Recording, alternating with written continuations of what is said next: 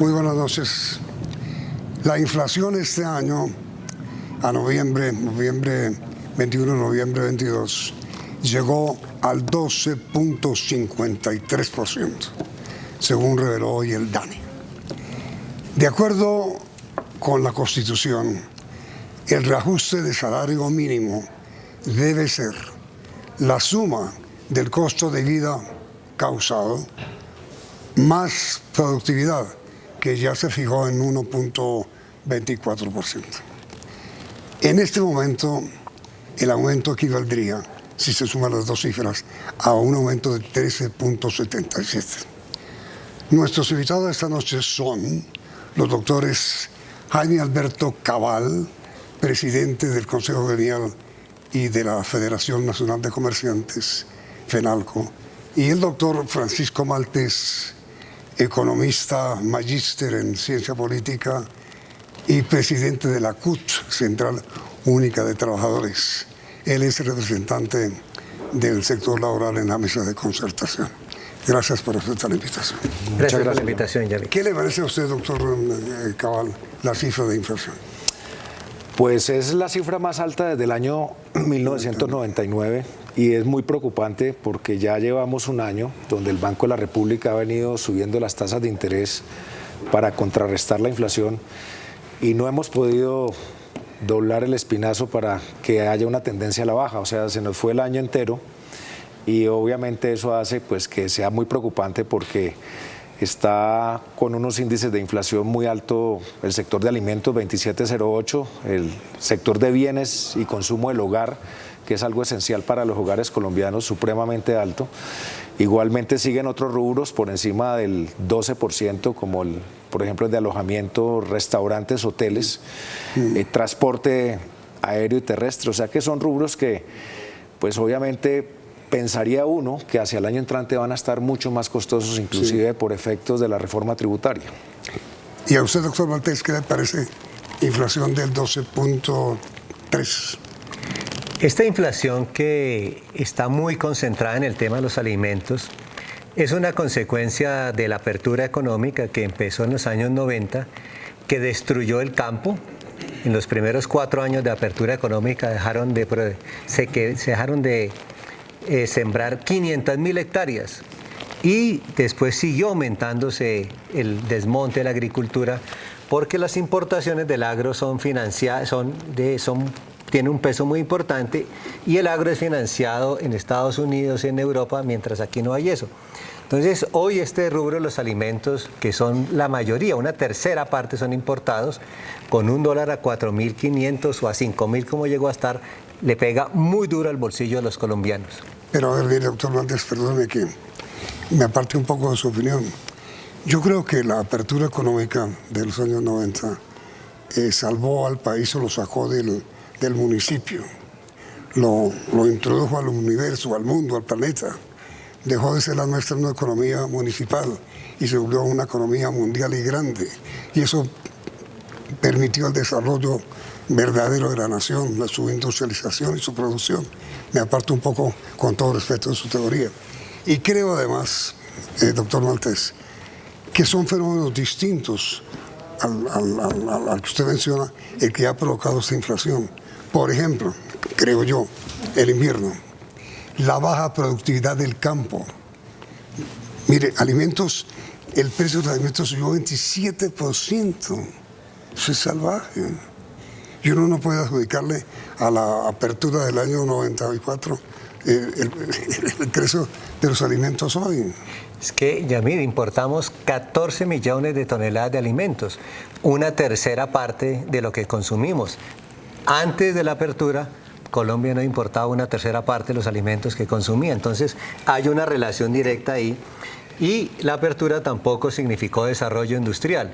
Cada vez la industria participa menos en el PIB.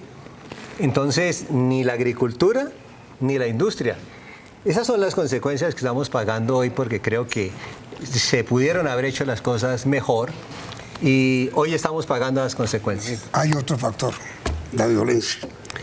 Es que en esos años, doctor Maltés, la violencia espantó al agricultor del campo y estamos pagando 50 años de guerra. pero Yamit, si me permite. Señor.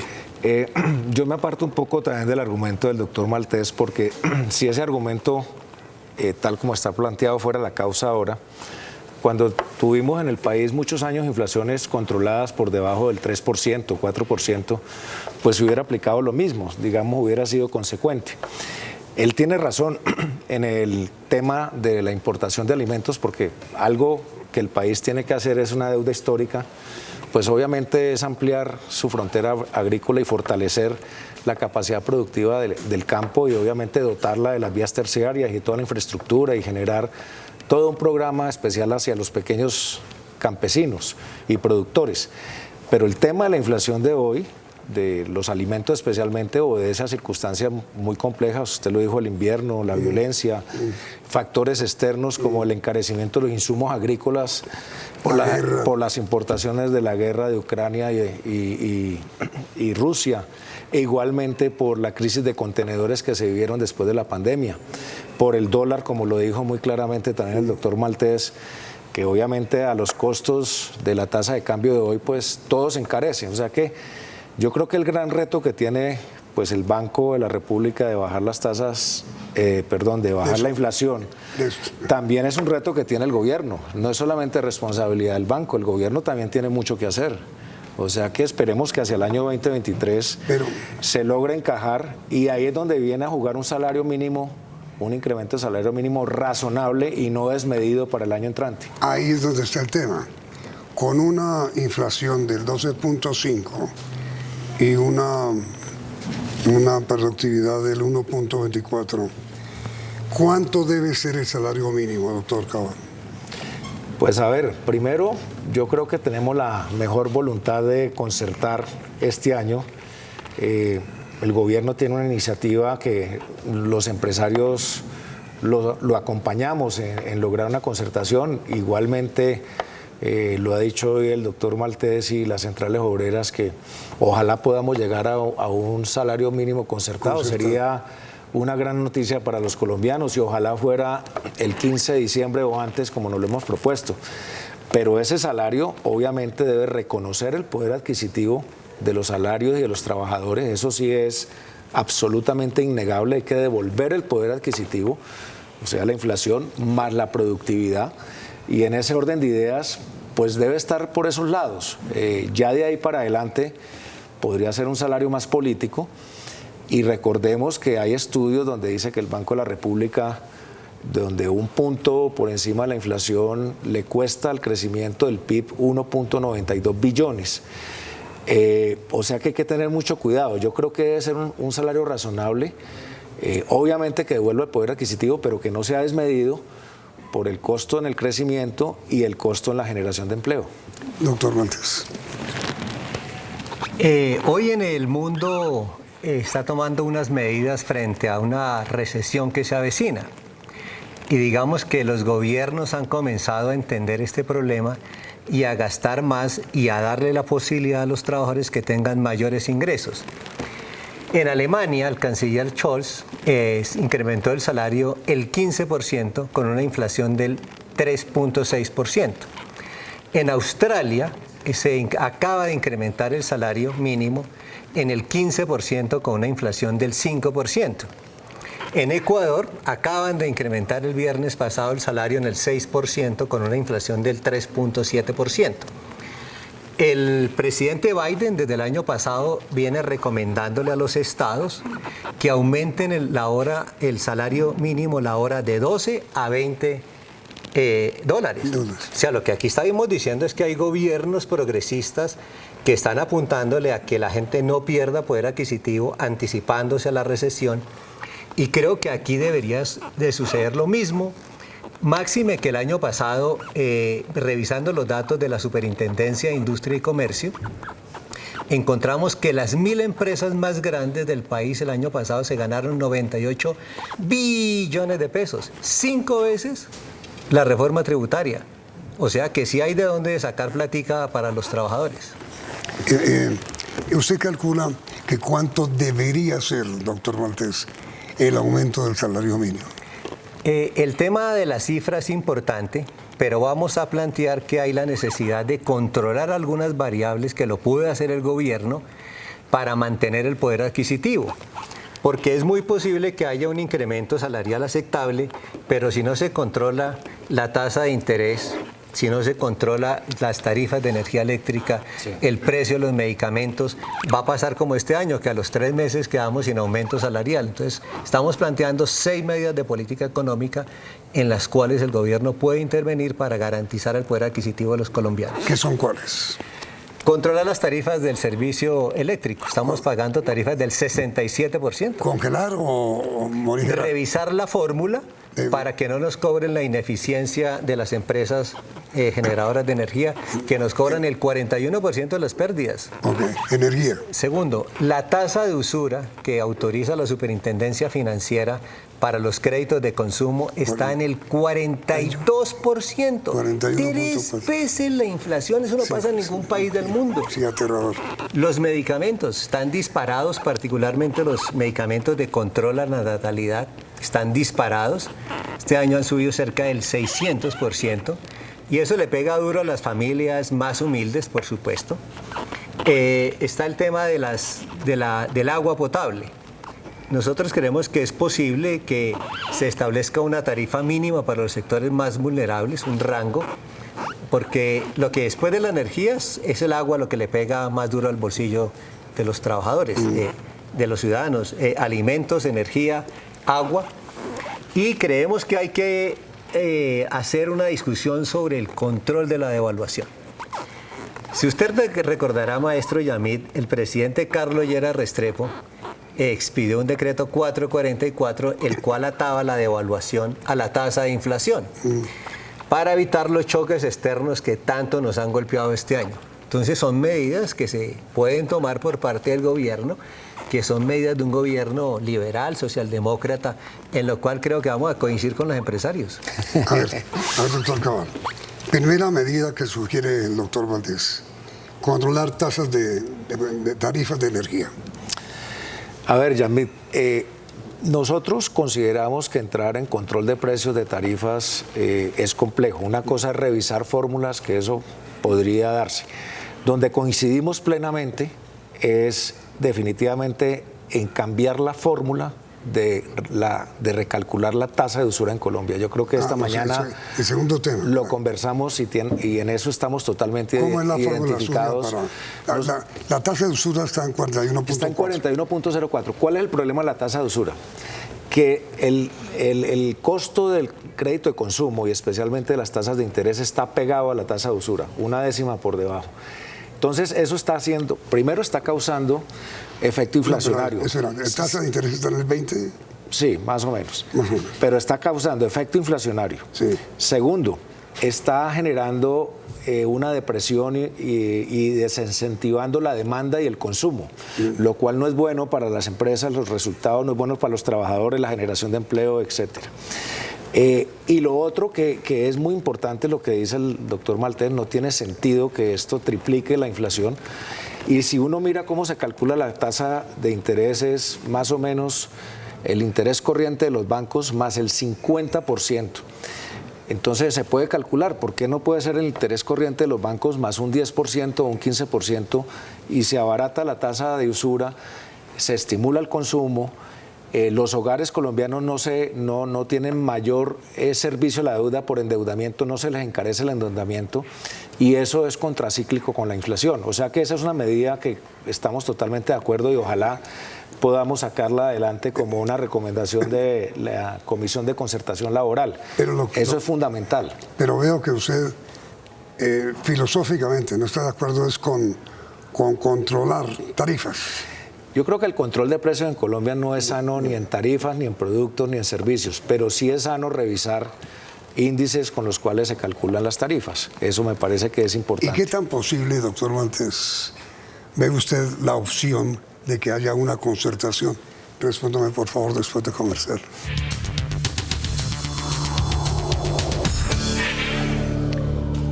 Doctor Maltés, ¿sí usted ve posible llegar a un acuerdo de concertación, gobierno, trabajadores, empresarios?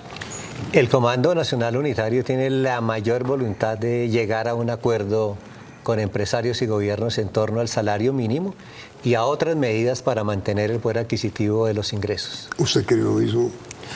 Yamid, yo creo que lo hemos hablado, estamos en el mejor ánimo de concertar los empresarios, creo que sería un buen mensaje para el país y yo digo algo que es importante, no podemos olvidarnos que hay una reforma laboral anunciada por el gobierno nacional a través de la ministra, que seguramente de pasar esa reforma tendría más costos laborales. Por eso digo que una concertación de salario mínimo en un rango razonable es muy aconsejable para el país y yo creo que el gobierno también está interesado, entre otras cosas, porque si es un salario, un incremento desmedido, el incremento del salario de los trabajadores del Estado, pues obviamente va a generar una carga también para el déficit fiscal en el cual el gobierno está empeñado en reducirlo. Esta mañana veíamos unas cifras y es por cada punto de inflación por encima, el salario le cuesta al país 200.000 millones de pesos, eso fue cifras del Ministerio de Hacienda, con lo cual debe ser un salario razonable, que devuelva el poder adquisitivo, pero que no grave excesivamente los costos laborales para poder generar empleo y que el país crezca dentro de una proyección ya esperada del solamente el 1.2 el año entrante. O sea que tenemos que cuidar y el palo no está para cucharas. Sí.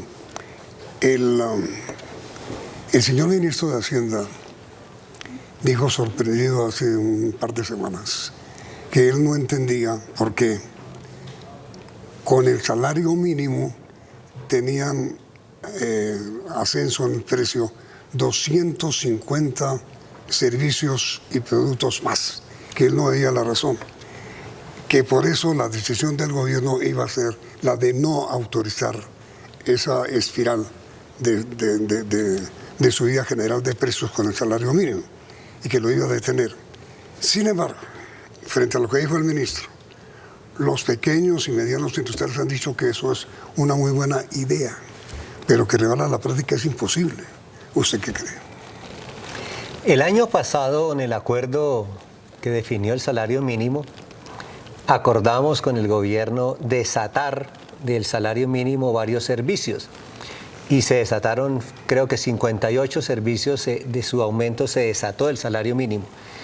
Y por supuesto que coincidimos con el gobierno y con los empresarios en que otros servicios que dependen del salario mínimo deben desatarse de este. Eso no tiene ninguna lógica. Y eso le da mayor juego a que haya un acuerdo más jugoso en el salario mínimo. ¿A usted eso es posible? Sí, ya se hizo el año pasado. Y hay que continuar este año. Nosotros también lo vemos posible. Claro, porque es que si se indexa todo con el incremento del salario mínimo, pues hay una serie de servicios, como dice Francisco, y hay una serie de tarifas, por ejemplo, las multas, que se van indexando con el costo del salario mínimo, lo cual vuelve a ser inflacionario. Aquí lo que tenemos que tratar es de devolverle el poder adquisitivo a los trabajadores, pero que ese poder adquisitivo no se pierda por el incremento de los servicios que tiene que consumir. Y como lo dijo Francisco, el año pasado se logró en 58, pero hay más de 200 ítems que se podrían desatar de ese índice de crecimiento del salario mínimo. O sea que es sano, nosotros lo apoyamos y ojalá también eso quede en el acuerdo de concertación. Es claro, doctores, que la inflación la produce una de dos cosas. O la falta de oferta o el exceso de demanda. Eso produce necesariamente la inflación. Si hay una sobreoferta, pues la inflación no tiene por qué haberla. ¿Ustedes prevén que el año entrante qué va a pasar con respecto a la oferta? Pues digamos que Colombia ha aprendido a regularizar la oferta desde el punto de vista de, digamos, tres tipos de cosas: productos agropecuarios, industriales que está mal. Y finalmente el comercio, que es el último eslabón de la cadena al consumidor. Obviamente, si hay una sobreoferta y no hay demanda, pues los precios tenderían a bajar. Pero ¿qué pasa? ¿Cuál es el resultado de las empresas? No nos olvidemos que el 97% de las empresas en Colombia son MIPYMES. Y el hecho de que sean MIPYMES se pone en vulnerabilidad su posibilidad de continuar y la de los trabajadores que trabajan en estas empresas. O sea que lo razonable es que haya un sano equilibrio entre la oferta y la demanda, y cuando hay equilibrio entre la oferta y la demanda, pues la inflación también se puede controlar. No es solamente por sobreoferta, es porque la demanda también debe existir, que es parte que nos preocupa. Su opinión. Se prevé una crisis, una recesión mundial. Los análisis que hace el Fondo Monetario es que va a caer el Producto Mundial. En Colombia se calcula que el PIB va a crecer cerca del 1.5%. Entonces, como se calcula que va a haber un crecimiento económico mínimo, y todos desearíamos que hubiera mayor crecimiento económico para que haya más empleo, lo correcto es que se aumenten los salarios de una manera importante para que la gente tenga con qué comprar y así el PIB pueda crecer en mayor proporción y generar más empleo.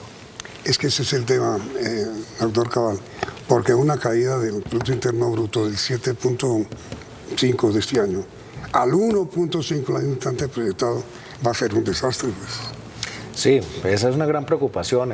Vamos a terminar creciendo al 7.7 quizás, pero es que veníamos de un crecimiento del primer semestre del 12.6, o sea que ya empieza a verse la desaceleración, y al proyectarse al 1.2, 1.5 el año entrante, pues es un comportamiento de la economía absolutamente bajo, y por eso decimos, hay que cuidar que no se generen nuevas expectativas inflacionarias, y segundo, también cuidar que las empresas puedan subsistir y dar trabajo, porque es que si se crece desmedidamente el salario mínimo, pues obviamente la viabilidad de las empresas va a estar en entredicho. Y si a eso le agregamos, mire, nosotros hemos hecho cálculos, solamente con, digamos, un 13-14% de salario.